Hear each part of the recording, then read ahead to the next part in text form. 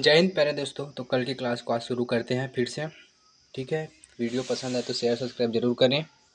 आज छत्तीसगढ़ पुलिस के लिए बहुत ही ज़रूरी वीडियो है। ठीक है प्यारे दोस्तों, तो चलो शुरू करते बिना देरी किए। तो पहले पिछले क्लास में देखते हैं क्या पढ़े थे, उसके बाद फिर शुरू करते हैं। तो मौर्य चंद्रगुप्त मौर्य के बारे में पढ़े थे। ठीक है, चंद्रगुप्त मौर्य, उसका शासनकाल देखते हैं 322 से 298 BC तक वह उसका शासन कर रहा था। ठीक है, और उसकी पत्नी थी दुर्धरा थी। ठीक है दोस्तों, उसका अन्य नाम, उसका अदर नाम देखते हैं तो भारत का मुक्तिदाता एंड्रोकोटस सेंड्रोकोटस, जो कि एपेनियम ऑफ प्लूटार्क ने कहा। ठीक है, और सेंड्रोकोटस जस्टिन ने कहा था। ठीक है प्यारे दोस्तों, 305 BC में सेल्यूकस निकेटर से युद्ध हुआ। किसके? चंद्रगुप्त मौर्य के। इस युद्ध को हारने के बाद ना निकेटर ने अपनी बेटी कार्लेनिया या हेलेना की शादी चंद्रगुप्त मौर्य से कर दी। ठीक है प्यारे दोस्तों, उसके बाद ना दहेज में निकेटर ने चार प्रांत दिए दहेज में। कौन कौन से देखते हैं? काबुल, कंधार, मकरान, हेरात, ये चार प्रांत दहेज के तौर पे दिए थे। ठीक है, उसके बाद यहाँ से चालू करते हैं अपना आज का क्लास। साथ ही निकेटर ने अपना एक दूत मेगस्थनीज को भेजा। ठीक है, किसके दरबार में? तो चंद्रगुप्त मौर्य के दरबार में। क्वेश्चन ऐसा भी आता है कि ना चंद्रगुप्त मौर्य के दरबार में किसे भेजा गया था? तो इसका सही आंसर रहेगा मेगास्थनीज। ठीक है दोस्तों, मेगास्थनीज की पुस्तक जो थी इंडिका। ठीक है, जिसमें ना पाटलिपुत्र की प्रशासन के बारे में लिखा हुआ है। मेगास्थनीज था, ठीक है, वो पाटलिपुत्र को पोलीप्रोधा कहा जाता था। ठीक है, इसमें ना दो अधिकारी का वर्णन है। किसमें? मेगास्थनीज के इंडिका पुस्तक में। ठीक है, कौन कौन से देखते हैं उसके अधिकारी का नाम? एग्रेनोमी, ठीक है, जिसको कृषि कहते हैं, कृषि वाला विभाग।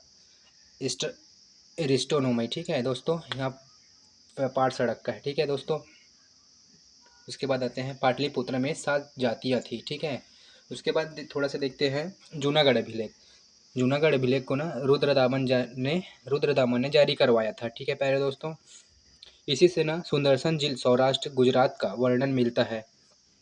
इसका निर्माण चंद्रगुप्त मौर्य के राज्यपाल पुष्यगुप्त ने करवाया था। ठीक है, इसका निर्माण चंद्रगुप्त मौर्य के राज्यपाल ने करवाया था। अगला देखते हैं संस्कृत में जारी पहला अभिलेख है। ठीक है प्यारे दोस्तों, कौन सा? जूनागढ़ अभिलेख। ठीक है, यहाँ प्रश्न आता है, बार बार पूछा जाता है यहाँ से। चंद्रगुप्त मौर्य जैन धर्म का अनुयायी था। पहले ना जैन धर्म का अनुयायी था इससे पहले। ठीक है, जिसे ना जैन धर्म की दीक्षा किससे ली? तो भद्रबाहु से ली। ठीक है प्यारे दोस्तों, इसके बाद ये सारा साम्राज्य ना बिंदुसार के हाथों सौंप कर, ठीक है, श्रवण बेलगोला कर्नाटक चले गए, जो बेलगोला में है, और वहीं जाकर ना चंद्रगिरी की पहाड़ियों में, ठीक है, पहाड़ियों पर जाकर ना संलेखना वृत्ति द्वारा अपनी प्राण त्याग दी। ठीक है, संलेखना वृत्ति यानी कि बिना खाना खाए या फिर पानी पिए ना अपने प्राण त्याग दिए गए। ठीक है प्यारे दोस्तों, फिर अगला देखते हैं अपना मौर्य साम्राज्य को देखते हैं बिंदुसार। ठीक है, बिंदुसार भी एक अपने आप में एक महान शासक था। बिंदुसार 298 BC से 273 BC तक इसका शासनकाल, कुल 25 वर्षों तक शासन किए। ठीक है, इसके अदर नेम में अन्य नाम देखते हैं तो इसको यहाँ भी इम्पोर्टेंट है कि ना अधिकतर यहाँ पूछा जाता है कि इसका क्या नाम था, उपनाम पूछता है। तो चलिए देखते हैं अमित्रघात, अजात शत्रु, वारिशार, भद्रशाह, सिंहसेन, मित्रकोटिस। ठीक है, और इसके मंत्री सुबंधु थे। इसके दरबार में ना 2 राजदूत आए थे। ठीक है, कौन कौन से देखते हैं राजदूत? डायनेसियस, ठीक है, और डायमेकस आए थे। जो ना डायनोसियस है उसको ना टालमी सेकंड ने भेजा था। कहाँ का शासक था? टालमी मिस्र का शासक था। ठीक है प्यारे दोस्तों, उसके बाद ना डायमेकस आए। ठीक है, तो एंटियोकस सीरिया के राज शासक थे। ठीक है, उसने भेजा था। तो ये ना बिंदुसार ने जो उससे क्या मांग किया? मीठी मंदिरा मांगा, सूखे अंजीर मांगा और एक दार्शनिक मांगा।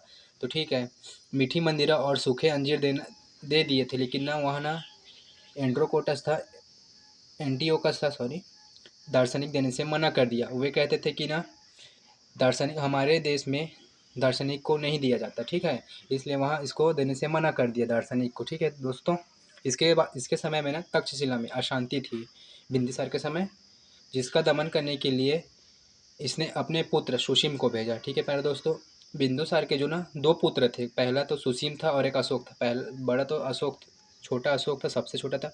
इसके ना 100 भाई थे, जिसके ना अशोक ने 99 भाई को मारकर अपना राजा बना, ऐसा कहते हैं। ठीक है, इसके समय में भी ना प्रधानमंत्री चाणक्य ही था। ठीक है दोस्तों, अगला देखते हैं। और जो राधा गुप्त है, राधा गुप्त है ना वो चाणक्य के पोते थे। ठीक है, उसके बाद देखते हैं अशोक सम्राट, महान अशोक सम्राट। ठीक है, इसके बारे में जानते हैं। तो इसका शासनकाल देखते हैं। पहले तो 269 बीसी से 232 बीसी तक यहाँ शासन किया। ठीक है, जिसका इसका जन्म ना 304 बीसी में हुआ, और इसकी माता सुभद्रांगी है। ठीक है प्यारे दोस्तों, अशोक के नाम जो देवनाम प्रियदर्शी, यहाँ यह क्वेश्चन जो बार बार पूछा जाता है, देवनाम प्रियदर्शी किस शासक का नाम है? तो यहाँ पर आंसर लेना है आपको, अशोक सम्राट लेना है। ठीक है, अशोक के नाम। और देखते हैं अभिलेख के अनुसार से देखते हैं, तो ये मास्की जो कर्नाटक में अभिलेख है उसका मास्की मास्की पता चलता है। गुर्जरा मध्य प्रदेश में है, नट्टूर कर्नाटक में है, उदय गोलान ठीक है कर्नाटक में ही है। ठीक है, और ये देखते हैं भब्रू अभिलेख। भब्रू अभिलेख ना राजस्थान में, अशोक ने यहाँ स्वयं को ना मगध का सम्राट बताया इस अभिलेख में। ठीक है, भब्रू अभिलेख में अशोक ने स्वयं को मगध का सम्राट बताया। और ना अशोक के अभिलेखों का खोज, अशोक के ना जो अभिलेखों का खोज कौन कौन किया? 1750 में ना टी पैथेलर ने किया। ठीक है प्यारे दोस्तों, उसके बाद ना 1837 में ना सबसे पहले कौन पढ़ा? तो जेम्स प्रिंसेप ने पढ़ा। अशोक के अभिलेखों की भाषा देखते हैं, तो भारत में ब्राह्मी लिपि, पाकिस्तान में खरोष्टी लिपि। ठीक है, और अफगानिस्तान में अरमाइक लिपि। ठीक है प्यारे दोस्तों, और एशिया माइनर में तुर्की यानी कि ग्रीक। कलिंगा युद्ध के बारे में थोड़ा जान लेते हैं। यहाँ तो मौर्य वंश से आएगा ही आएगा क्वेश्चन।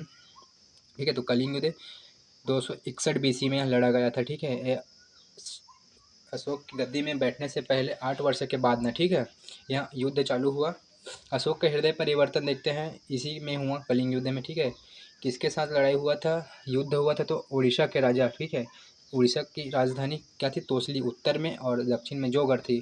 पहले उड़ीसा को ना कलिंग के नाम से भी जाना जाता है। ठीक है, और जो उड़ीसा का राजा था पद्मनाम था। ठीक है, और ये ना जो कलिंगा कलिंगा जो बसा था ना दया नदी के किनारे बसा था। ठीक है प्यारे दोस्तों, अशोक की नीति कौन सी थी? युद्ध नीति देखते हैं तो भीरिघोष नीति थी। ठीक है, और कलिंग के बाद ना उसके ना धम नीति यानी कि शांति की नीति अपना ली। ठीक है प्यारे दोस्तों, अशोक गद्दी पर बैठने से पहले, ठीक है, अवंती का राज्यपाल था।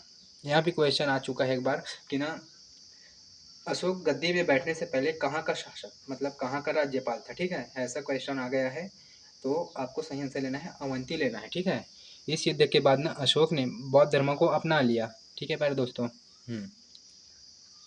बौद्ध धर्म की प्रेरणा अपने भतीजे निग्रोध से ली, व शिक्षा उपगुप्त से ली। ठीक है प्यारे दोस्तों, अशोक की पत्नी का नाम, अशोक की ना 3-4 पत्नियां थी। ठीक है, पहले तो देवी थी। ठीक है, उसका पुत्र और पुत्री देखते हैं, तो महेंद्र, संघमित्रा और चारुमती। ठीक है, और सर्वाधिक प्रभावित कौन से पत्नी से हुआ? तो कारुवाकी से, जिसका पुत्र तिवर। ठीक है, उसके बाद ना पद्मावती एक भी पत्नी थी, उसका पुत्र ना कुणाल था। इसका कुणाल जो है ना उत्तराधिकारी बनता है इस वंश का। ठीक है, उसके बाद ना बौद्ध धर्म के प्रचार के लिए ना अशोक ने श्रीलंका भेजा। किसे किसे भेजा? तो महेंद्र और संघमित्रा को भेजा।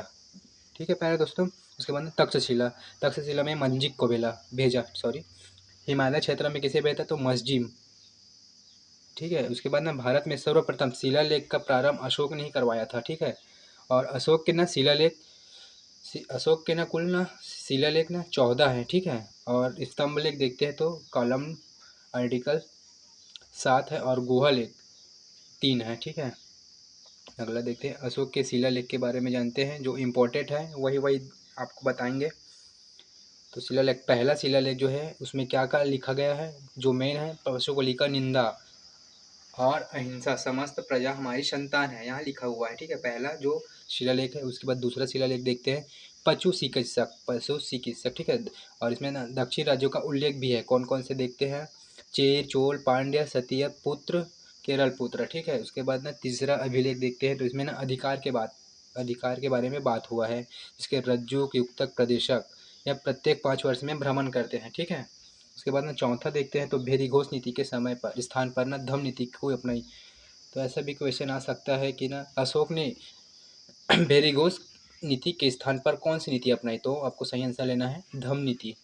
ठीक है, धम्म घोष नीति अपनाई थी। ठीक है, उसके बाद ना 5वां अभिलेख में ना धम्म महामात्रा का अभिलेख, महामात्रा का उल्लेख हुआ है। ठीक है, उसके बाद ना 6वां अभिलेख में क्या है, आत्मनियंत्रण।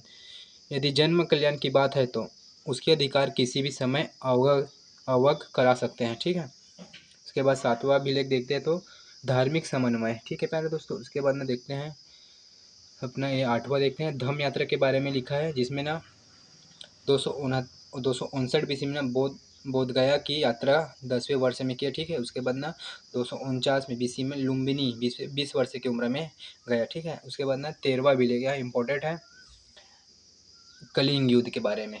ठीक है, जो ना विस्तृत जानकारी ना हाथी गुफा अभिलेख, जो कि खारवेर राजा ने लिखवाया था। ठीक है, उसके बाद ना 14वां अभिलेख सद्भावना। ठीक है, ठीक है दोस्तों, धन्यवाद।